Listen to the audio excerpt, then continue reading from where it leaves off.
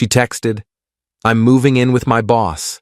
We've been seeing each other for a while she was still living in my apartment, the one I paid for." I replied, "I understand." That evening, I had the building security escort her out and deactivate her access card. When her boss tried to enter the building to pick up her things, I'm 32, work in finance at a private equity firm in Chicago, and until 3 months ago, I thought I had my life figured out. I'd been with Sarah for 4 years. We met at a charity fundraiser, one of those networking events where everyone pretends to care about the cause, but really just wants to make connections.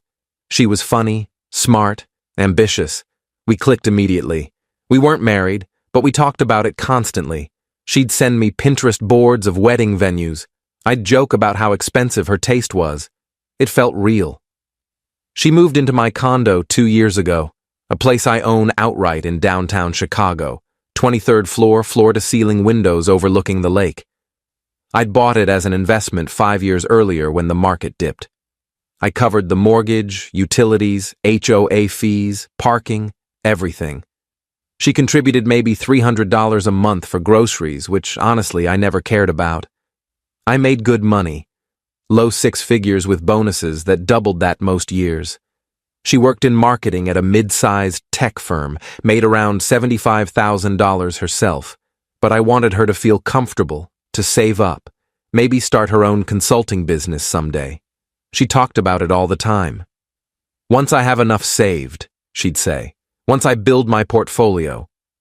Looking back now, I realized she wasn't saving anything. The text came on a Tuesday afternoon in late June. I was in a conference room on the 40th floor, sitting through a 3-hour meeting about a potential acquisition. My phone was face down on the table, but I felt it buzz, then buzz again. I ignored it. We were in the middle of discussing valuation models, and my boss was asking pointed questions about our due diligence process. When we finally took a break, I checked my phone. 2 texts from Sarah. First text. "Hey, can we talk tonight? Something important." Second text. "Actually, I'll just tell you now. I'm moving in with David. We've been seeing each other for a while now. I know this is sudden, but I think it's the right move for me. I'll get my stuff this weekend." I read it 3 times. People were walking past me, heading to the coffee station, talking about lunch orders, and I was just standing there in the hallway, staring at my phone. David. Her boss. The guy she'd mentioned maybe a dozen times over the past year, but more frequently in recent months. David thinks we should pivot the campaign. David wants me to lead the new project. David invited the team for drinks Friday. David's really pushing for me to take on more responsibility. I'd never met him. She said he was older, experienced, a good mentor. She'd shown me a team photo once. He was in the back row, gray hair, expensive-looking suit. I hadn't thought anything of it. 4 years. 2 years in my home. And she couldn't even tell me to my face. She couldn't wait until dinner. She sent a text message like she was canceling a gym membership. I walked back into the conference room. My colleague asked if I was okay. I said I was fine. We finished the meeting. I presented my analysis. I answered questions. I functioned. Then I excused myself, went back to my office, closed the door, and made 3 phone calls. First call, my lawyer, Tom Chen. No relation, just a lucky coincidence that made him easy to remember. Tom and I had worked together on a real estate deal a few years back. He was sharp, efficient, no nonsense. "Tom, I need you to pull the cohabitation agreement I signed with Sarah Mitchell 2 years ago." "The girlfriend? What happened?" "She's cheating on me with her boss. Just texted me about it. I need to know my options." There was a pause. "Jake, I'm sorry. Give me 20 minutes. I'll review the document and call you back." Second call, building management. "My condo building has 24-hour concierge service, security, the whole deal. I pay $800 a month in HOA fees specifically for this kind of service." "Hi, this is Jake Chen in Unit 2304. I need to speak with someone about security protocols for my unit." They transferred me to Marcus, the head of security. I'd talked to him a few times. Nice guy, former Marine, took his job seriously. Marcus, I have a situation. My girlfriend is moving out today. She doesn't know it yet, but she's moving out today. I need her keycard deactivated, and I need someone present when she comes to collect her things. Domestic situation? Cheating situation. No violence, no threats. I just want this handled cleanly and professionally. Understood. What time? She usually gets home around 6:30. I'll be there. Can you have someone available? I'll handle it myself. See you at 6. Third call. My brother, Kevin. He's 2 years younger, works as a high school teacher, completely different world from mine, but we've always been close. He lives in Evanston, about 40 minutes away. Kev, Sarah cheated on me. She's moving out tonight. Can you come over? I need someone here. What? Are you serious? Jake, I'm so sorry. Yeah, of course. I'll leave school as soon as I can. I'll be there by 6. Tom called me back 15 minutes later. You're good. The cohabitation agreement is airtight. She has no claim to the property, no tenant rights because you never charged her rent, and you can terminate the arrangement with written or verbal notice. Document everything. Text her back, confirm what she told you, and tell her she needs to collect her belongings today. Today? Not this weekend? Today. You control the timeline, not her. She made her choice. You're just executing it. I felt calmer after that. Having a plan helped. I texted Sarah back. I understand. Come home tonight. We'll discuss logistics. She responded immediately. Thank you for being understanding. I know this is hard. We can talk this weekend. I didn't reply. The rest of the afternoon was a blur. I wrapped up work, sent a few emails, delegated tomorrow's meetings to my associate. I left the office at 5 p.m., stopped at my place to change clothes, then sat on my couch waiting. Kevin arrived at 6 with pizza and beer.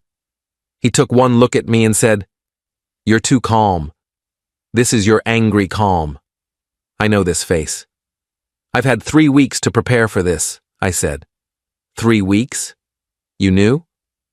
Suspected.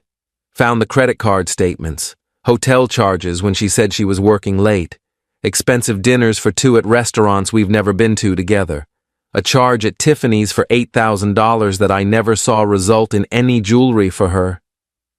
Why didn't you say anything? Because I needed to be sure. And I needed to have a plan. Marcus arrived at 6:15, professional in his security uniform. I explained the situation. He nodded, said he'd handled this before, knew the drill. Sarah got home at 6:42. I'd been tracking her location on the Find My Friends app we'd set up years ago for safety reasons. I watched her little icon move through downtown into our parking garage, up the elevator. She walked in and froze. Kevin was in the kitchen. Marcus was standing near the door. I was on the couch. Jake? What's going on? Why is security here? I stood up. You said you're moving out. I'm helping you do that. Tonight. Her face went white. Her bag slipped off her shoulder and hit the floor. What? No. I meant this weekend. I haven't even talked to David about... You've been cheating on me with your boss for months, I said, keeping my voice level. You texted me about it this afternoon like you were changing hair salons. You don't get to control the timeline anymore. This weekend doesn't work for me. You can't just kick me out. I live here. This is my home. I pulled out my phone, opened the PDF Tom had sent me. You live here as my guest. This cohabitation agreement, the one you signed 2 years ago, states that I can terminate that arrangement with written notice. I'm providing verbal notice right now, and I'll email you the written version within the hour. You have 2 hours to pack your essentials. Anything you don't take tonight, I'll have professionally packed and shipped to your mom's address in Wisconsin. She stared at me like I'd grown a second head. Then the tears started. Jake, please. Can we just talk about this? I made a mistake. I got confused. David and I, it's not what you think. What do I think? I don't know, but we can work through this. No, I said simply. We can't. She tried a different approach. Anger. You're such a controlling asshole. This is exactly why I needed someone else. You always have to have everything your way, everything planned out, everything perfect. Kevin stepped forward. Sarah, stop. You cheated. You don't get to make him the bad guy here. She whirled on him. Stay out of this, Kevin. This doesn't concern you. He's my brother. It concerns me. Marcus cleared his throat. Ms. Mitchell, I suggest you start packing. You have 2 hours. She looked at all of us, me, Kevin, Marcus, and seemed to realize this was actually happening. She pulled out her phone and made a call. I heard her side of the conversation. David? It's me. I need you to come get me. No, tonight. He's kicking me out. I don't know, Can you please just come? I need you right now. She hung up and looked at me with something like triumph. David's coming. He'll help me. Great, I said. Tell him to wait in the lobby. She started packing. Kevin helped carry boxes from the storage closet. I sat on the couch and watched. Every item she put in a suitcase was something I'd bought or we'd bought together. The sheets, the towels, the kitchen stuff. I realized I'd have to replace most of my apartment's contents. She kept trying to talk to me, apologizing, then getting angry, then apologizing again.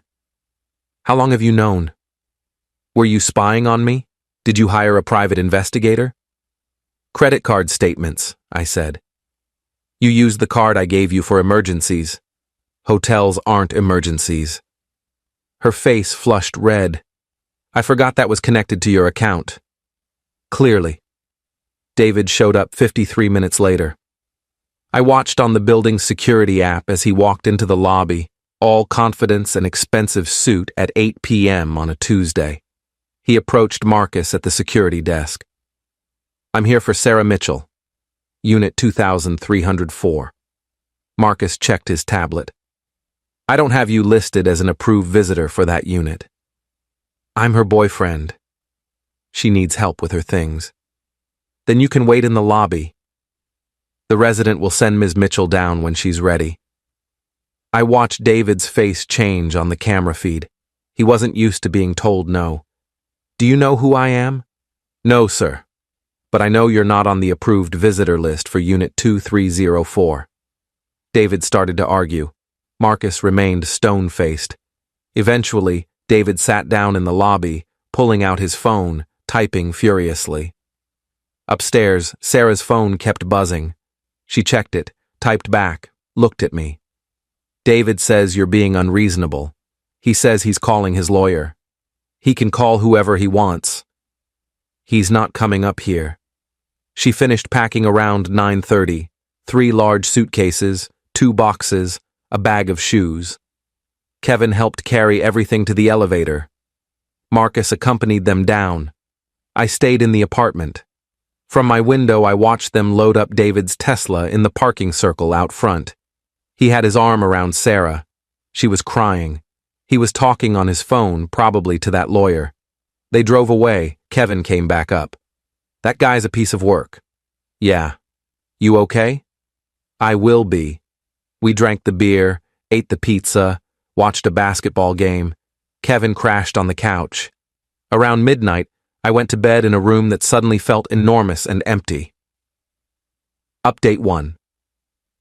The text started the next morning at 6:47 a.m. Sarah, I'm so sorry for how everything happened yesterday. That wasn't fair to you. You deserved better. Can we please talk? Just talk? I didn't respond. I was in the shower getting ready for work, trying to pretend my life hadn't just imploded. By the time I got to the office at 8:30, there were 4 more texts. Sarah. Jake, please. I made a terrible mistake. I see that now. Sarah. David isn't who I thought he was. Sarah. Can I at least come get my grandmother's necklace? You know how much that means to me. Sarah. Please don't ignore me. I forwarded all the messages to Tom. He replied, "Don't engage. If she needs belongings, she can arrange it through me." But the necklace thing got to me. It was a real thing. Her grandmother's necklace, gold with a small emerald, maybe worth $2,000 but priceless in sentimental value. I checked the bedroom. It was still in her jewelry box in the closet. I had it professionally packaged and shipped to her mom's address in Wisconsin, signature required. Cost me $85 for rush shipping and insurance. I texted her the tracking number, nothing else. She called immediately. I didn't answer. She texted, "Thank you. I'm sorry. I'm so sorry." Thursday, the texts turned angry. "Sarah, you humiliated me in front of your brother and the building staff. My friends think you're crazy. Sarah, David's lawyer says what you did might be illegal. You can't just throw someone out with no notice." I forwarded her the cohabitation agreement and the relevant Illinois tenant law statute. Didn't add any commentary, just the documents. Friday afternoon, I got a call from an unknown number. Normally, I don't answer those, but something made me pick up. "Is this Jake Chen?" "Yes?" "This is Patricia Hartley, David Hartley's wife. I think we need to talk." My brain stuttered. "His wife?" "Yes, my husband's wife.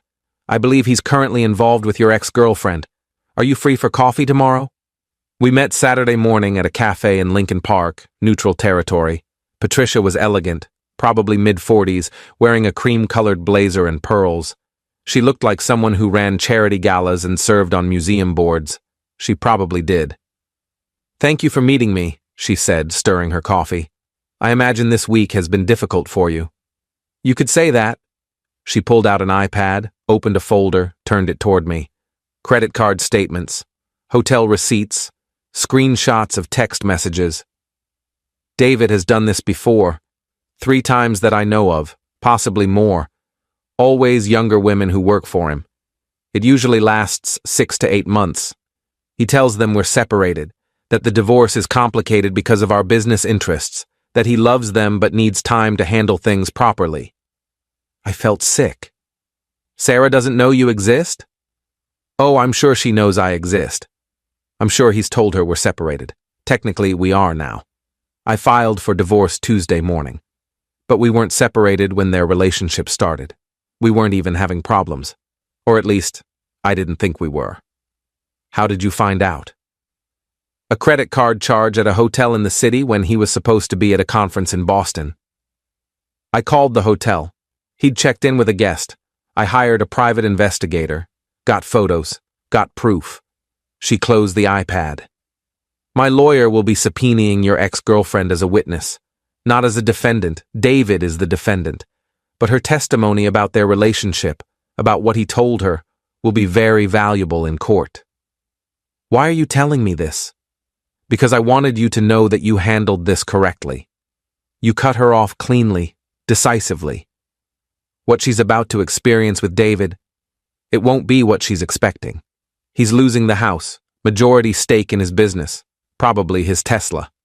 And when men like David lose their money and their status, they show their true colors." Update 2. Patricia was right. 2 weeks after the coffee meeting, Sarah called me at 11 p.m. on a Thursday. I'd blocked her number, but she called from a different phone. I didn't recognize the number, so I answered. "Jake?" Her voice was wrecked. She'd been crying hard. "Sarah, he lied to me. About everything. He's married. He has 2 kids. He's been married for 19 years. His wife is divorcing him and naming me in the filing. I have to give a deposition. I could lose my job. Jake, I'm so sorry. I made the biggest mistake of my life."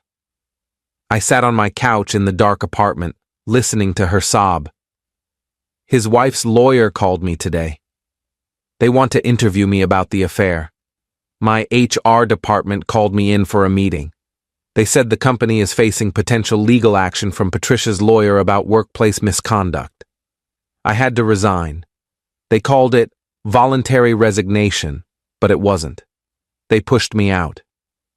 "Where are you living?" "With my mom." I had to leave the city. I can't afford an apartment here without a job. Everyone knows now. Everyone. All my friends, my colleagues, people in the industry. My LinkedIn is full of messages asking if the rumors are true. I'm sorry, I said, and I meant it. Not sorry enough to want her back, but sorry that she'd destroyed her life for a lie. David won't talk to me anymore. He said I should have known better than to get involved with a married man. He said I'm an adult and I made my own choices. Jake, he told me they were separated. He showed me a lease for an apartment downtown. He said he'd moved out 6 months before we got together. That was a lie? All of it. Patricia showed me proof, photos of them together at events this year, joint bank accounts that are still active. He never moved out. He just had an apartment he used for affairs, I finished. Yeah. Her voice broke again. I gave up everything for him. I left you. I left our home. I quit my job. And it was all based on lies. Sarah, I have to go. Wait. Please. Can we try again? I know I don't deserve it, but I love you.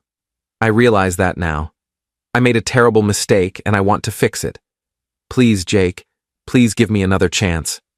The old me, the me from 2 months ago, might have considered it. Might have let the guilt and the history and the 4 years together sway me. But I'd spent 2 months rebuilding, going to therapy, processing, understanding that what Sarah did wasn't just a mistake. It was a choice, a series of choices. Every hotel room, every lie about working late, every moment she chose him over me. No, I said quietly. We can't. She was still crying when I hung up. I blocked that number too. Final update. It's been 3 months since that Tuesday text. It's September now. The weather is getting cooler. I'm starting to enjoy fall again, instead of just associating it with the worst summer of my life. Sarah is still living with her mom in Wisconsin. I know this because Tom told me. She's still technically involved in Patricia's divorce proceedings, and there's been some correspondence. She hasn't found a new job yet. The marketing world in Chicago isn't that big, and word spreads. Not because I said anything, I haven't, but because people talk. Office affairs involving the boss tend to become public knowledge. David's divorce was finalized last month. He lost the house in Lake Forest, his majority stake in the marketing firm, and according to Patricia's last email, he's living in a 1-bedroom apartment in a building far less nice than mine. The Tesla is gone. Patricia got it in the settlement. I ran into one of Sarah's former co-workers at a bar 2 weeks ago. He recognized me from photos, introduced himself, and bought me a drink.